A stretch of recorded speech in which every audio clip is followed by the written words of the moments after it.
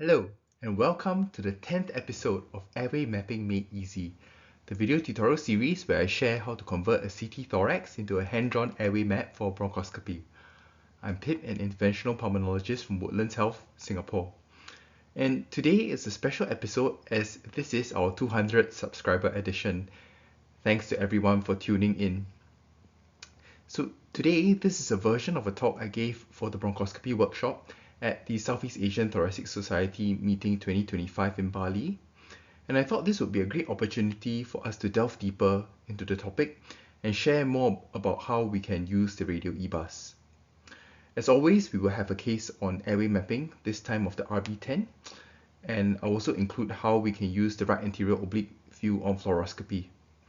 Please feel free to visit the other videos on my YouTube channel to review the concepts of airway mapping, and do like, share and subscribe to my channel for more upcoming video tutorials. I hope that through today's video, if there's just one message I could leave you with, it would be to rethink the way we use the radial. And the structure of today's video will revolve around three controversial ideas. The first of which is how useful the radial is really depends on how we use it. And we should actually already know what the target lesion is going to look like on the radial even before we put the radial in. And the last idea is that studies comparing the radial, for example, to electromagnetic navigational bronchoscopy, may not actually define the utility of the radial. Now, what is the radial endobronchial ultrasound? Well, we know that it is actually a miniaturized ultrasound within a flexible catheter, and it produces a 360-degree circumferential or radial ultrasound image when it's in contact with the airway wall. Professor Felix Cerf was one of the pioneers of using the radial endobronchial ultrasound, and in this first study back in 2002 in 50 patients, they achieved a diagnostic yield of 80%. Of note in this study, they did use fluoroscopy. Even back then, more than 20 years ago, they already noted that there would be a difference when introducing the probe into solid tumor compared to air-filled alveoli, which is what we expect as air acts as an insulator to ultrasonic waves, whereas fluid and solid conduct ultrasonic waves well. Fast forward in the intervening period, many subsequent studies focus on the effect of the radial endobronchial ultrasound on diagnostic yield. Of course, in recent times, there have been some debates about what diagnostic yield actually means, and there are new strict definitions of diagnostic yield. But back then, this culminated in a meta-analysis by Professor Daniel Steinfurt, which demonstrated a point sensitivity of 0.73 for using the radial endobronchial ultrasound. So the question is, why should we use the radial? Recall from the first video in our series that performing a peripheral lung nodule biopsy is a bit like being an adventurer in search of treasure. We have a map through which we have to plan our route from our camp to the location of the treasure. And of course, in this analogy, the treasure map refers to our CT scan and the treasure is our lung nodule. We can then proceed to look at the 6 steps to treasure hunting. A. What is the route to get there? Do we know the way so that we do not get lost? B. What vehicle should we use? Should we use a horse, a camel, a jeep, a truck, or should we just walk there? C. How do we locate the treasure, and what does the treasure even look like? Is it a treasure chest, a famous painting, priceless jewels? And what equipment are we going to use to dig up the treasure? How do we even know we're digging at the right spot? And once we found it, how do we know that it is indeed the correct treasure? So, just as there are 6 steps to treasure hunting, we have a 6-step approach to a peripheral pulmonary lesion. Do check out my recent review with Professor Li Ping in the Current Opinion of Pulmonary Medicine. The link to the article is in the video description. It is not open access and not for public sharing, so if you would like to know more, do drop me a message on LinkedIn. But to carry the analogy further, our 3rd step is to confirm the peripheral pulmonary lesion with radial EBUS and interpret the image appropriately. So that brings me to the first of the 3 controversial ideas. how useful the radio is really depends on how we use it. From the treasure hunting point of view, we can think of the Radial EBUS as a metal detector. The Radial EBUS sends and receives sound waves and produces a circumferential image. And this is just like a metal detector which we can use to look for treasure. Carrying the analogy further, it is thus useful to be able to already narrow down the place we want to dig for treasure. We can walk down an entire area with a metal detector and dig up the ground every time we get a positive signal. But we may find that we only pick up scrap metal, keys, pens, or things which in general are not valuable. The key to understanding this is that we should not be trying to randomly hunt for a lesion with the radio, and that it should be used in conjunction with the other 5 steps as a confirmatory tool.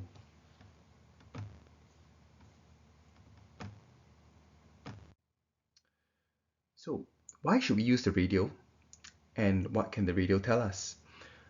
Well, I think that there are 4 things it can tell us. It can tell us what the lesion looks like exactly.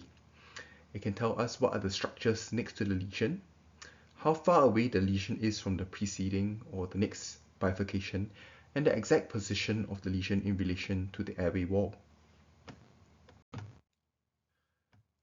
So this idea, I think, was first described by Professor Kurimoto in his book Bronchial Branch Tracing. I do urge everyone to read it if you haven't so far. But in the latest chapters of the book, if you look at the image on the right, where we see the CT scan, if we were to introduce the radio probe in the direction as shown by the red arrow, we will get a sequence of images. And you'll see that the sequence of radio ultrasound images actually do correspond exactly to the CT and the pathologically resected specimens in terms of the shape and the position of the tumor and the location of the blood vessels.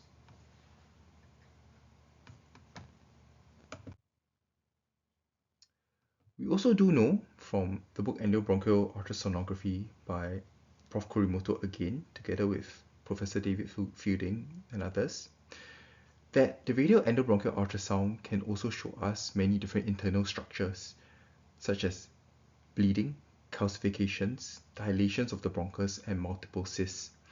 And it is quite important to pay attention to the unique individual structures within a lesion.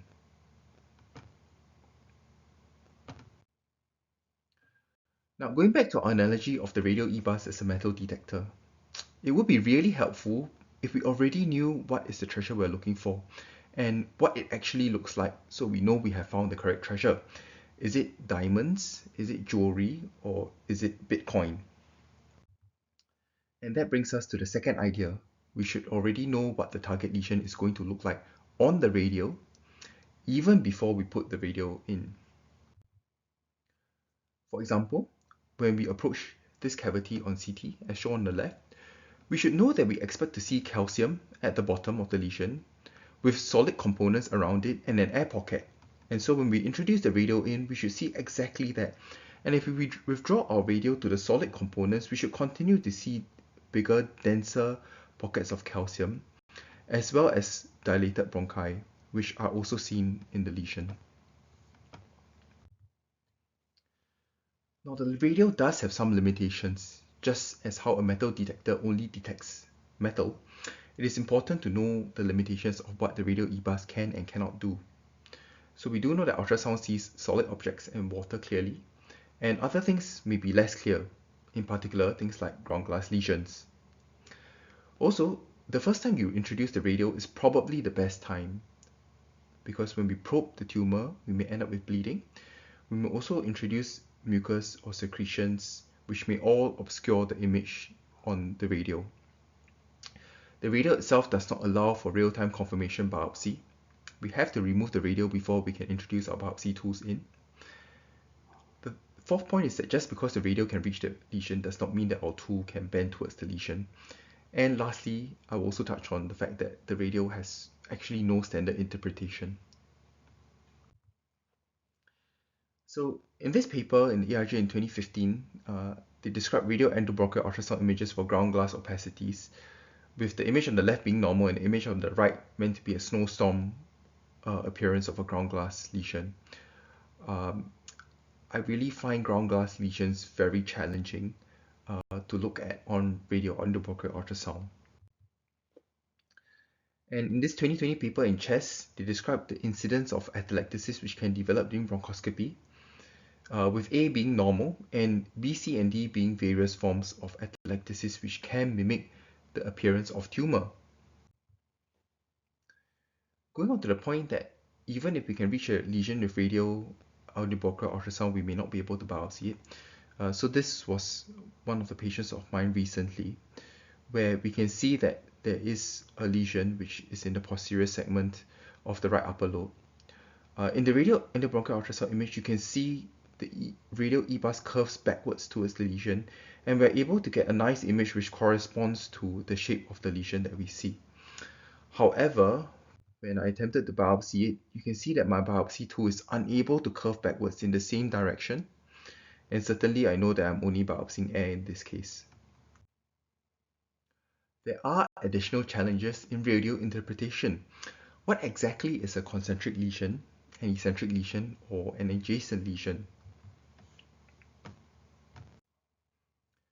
It may surprise you to know that there's actually no consensus definition nor standardization for radial EBUS image interpretation.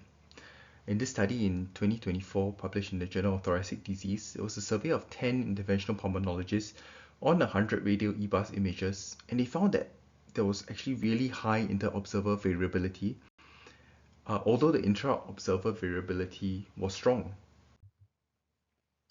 And in this study, they defined eccentric lesion as A and a concentric lesion as image B. I currently practice what Dr. Cole defines in his article as concentric, eccentric, and adjacent. So how exactly do we use the radio?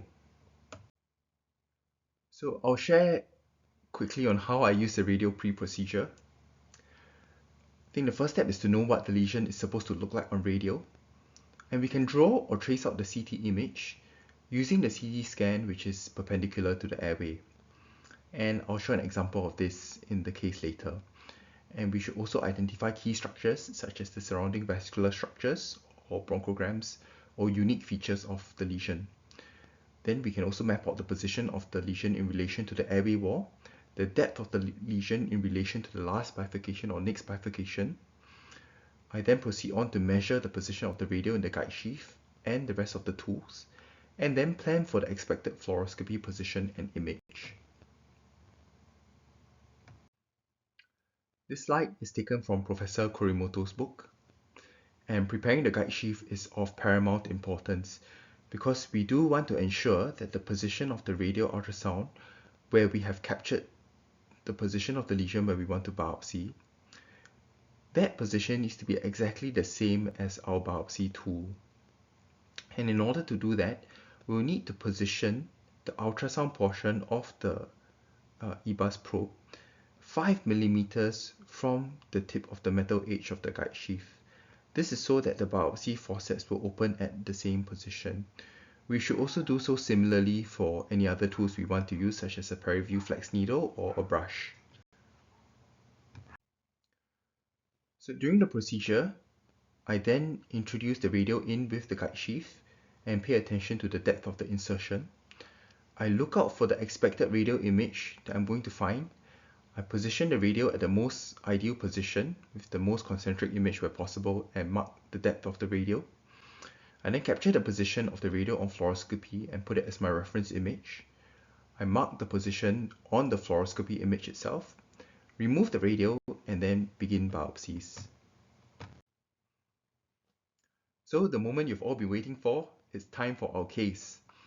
Today's case is a 67-year-old male smoker admitted for gallstone pancreatitis, and his CT showed an incidental finding of a spiculated lung nodule, which is measured as 1.6 cm, and the CT images are as shown.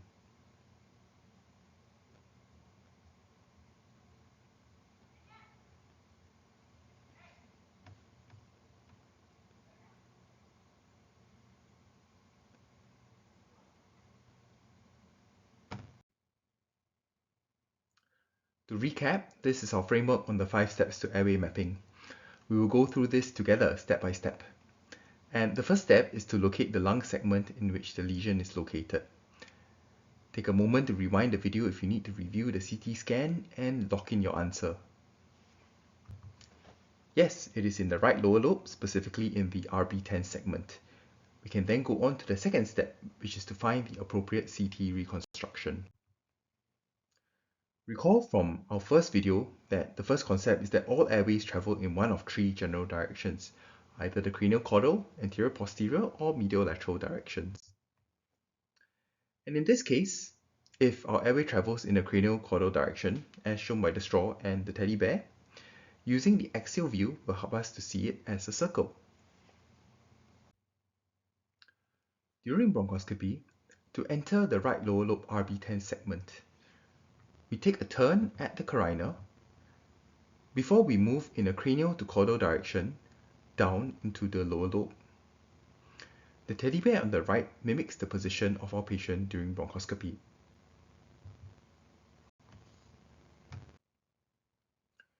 During bronchoscopy, the scope moves towards the lower lobe in the cranial to caudal direction, which is the direction of our CT scrolling. However, as we can see, the teddy bear on the right image demonstrates that our bronchoscopic view is actually flipped horizontally from the axial CT.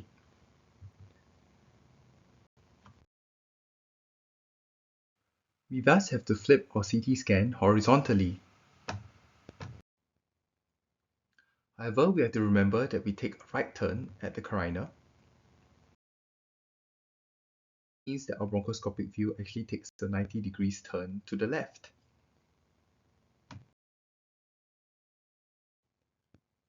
Going back to our CT orientation, this means that our CT scan has to take a 90 degrees turn to the left, or counterclockwise. In summary, for the right lower lobe RB10, we have to use the axial CT, flip it horizontally, and rotate it 90 degrees to the left, or counterclockwise, and then scroll in the cranial to caudal direction. We are now ready to draw our airway map. We start by flipping our CT scan horizontally, and then we scroll down to the bronchus intermedius, which is now on the right of the CT. Once we have reached the bronchus intermedius, we can then proceed to rotate the CT scan to the left by 90 degrees, or counterclockwise. I'll zoom in so that we have a better view.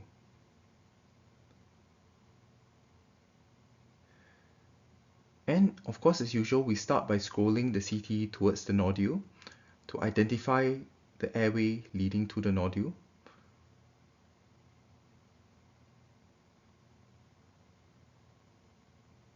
And we see the airway there, disappearing into the nodule. And from here, we then follow it and scroll backwards, back into the lower lobe, and to the bronchus intermedius.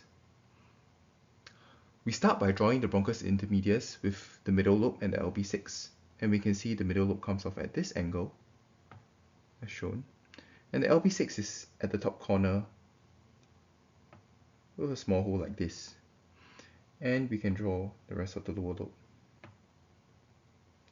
We can see now that at the bottom here, the 7 comes off as a small hole, and we can draw it with the same angle.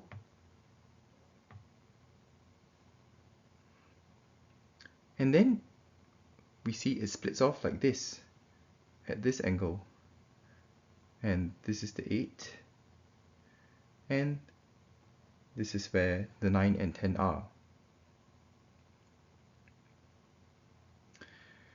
And when we follow this hole, we can see that the 9 and 10 actually split off at this direction, like so. And we draw the 9 and the 10. Following the 10, we can see that it splits left and right like this. And of course, following the left hole, we can see that it will again split one more time up and down, and of course this up hole is the one that is leading to the nodule. We also know that there is a blood vessel, which is a pulmonary artery that is accompanying the nodule, and it's useful to take note of the position, which we will discuss further later. We can now compare our airway map to our bronchoscopic view. We can see that firstly at the bronchus intermedius, the middle lobe and the rest of the lower lobe is exactly the same angles that we have drawn, and we know that we have to follow down this hole. And once we're inside the lower lobe, we can see the 7 comes off at the bottom, the blue angles that we have drawn, and the 8 as well as the 9 and 10 are at exactly the same angles and shape. So of course we follow down this hole.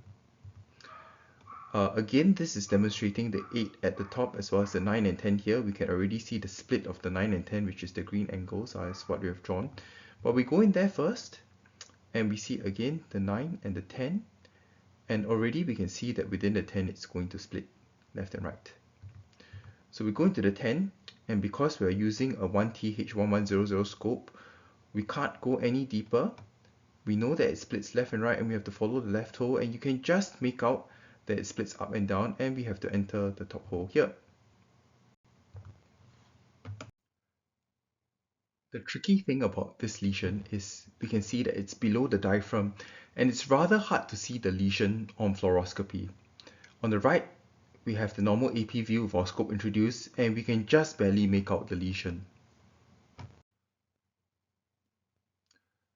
So there's a rather neat trick that I recently learned from Dr. Koh, and that is we can use the right anterior oblique view on fluoroscopy in order for us to visualize our target lesions better.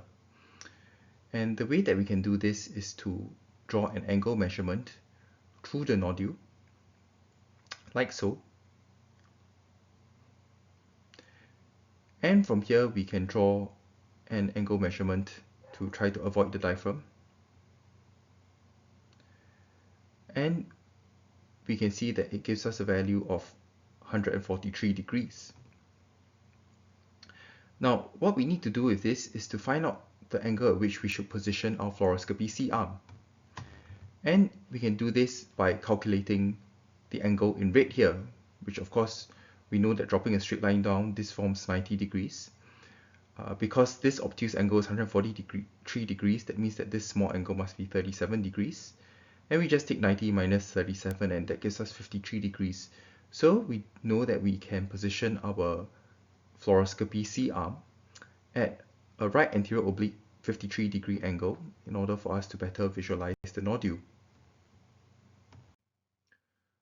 The image on the left is the normal AP fluoroscopy view, and the image on the right is our right anterior oblique.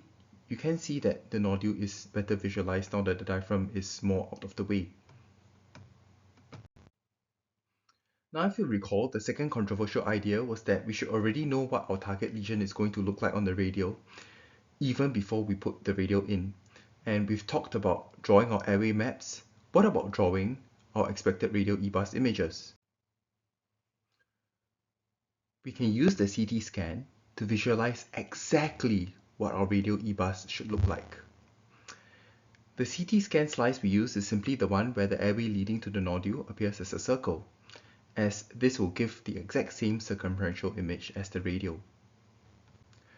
Take note that the pulmonary artery appears as a white circle on the CT.